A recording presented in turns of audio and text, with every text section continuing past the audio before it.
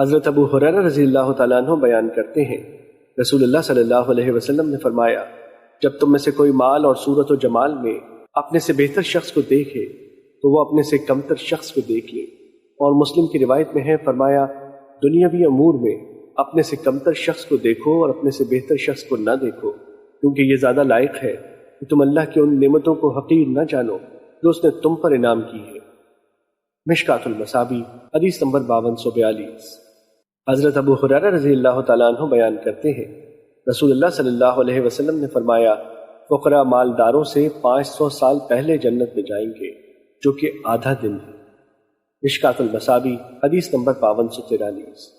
حضرت ابو دردہ رضی اللہ تعالیٰ عنہ نبی صلی اللہ علیہ وسلم سے روایت کرتے ہیں، آپ صلی اللہ علیہ وسلم نے فرمایا، مجھے اپنے ضعیفوں میں تلاش کرو، تم اپنے ان کمزوروں ہی کی وجہ سے رزق دیے جاتے ہو یا مدد کیے جاتے ہو۔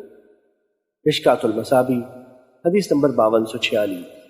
حضرت قتادہ بن نعمان رضی اللہ تعالیٰ عنہ سے روایت ہے کہ رسول اللہ صلی اللہ علیہ وسلم نے فرمایا، جب اللہ کسی بندے کو پسند فرماتا ہے تو اسے دنیا کے مال و منصب سے بچا لیتا ہے، جیسے تم میں سے کوئی اپنے مریض کو پانی سے بچاتا ہے۔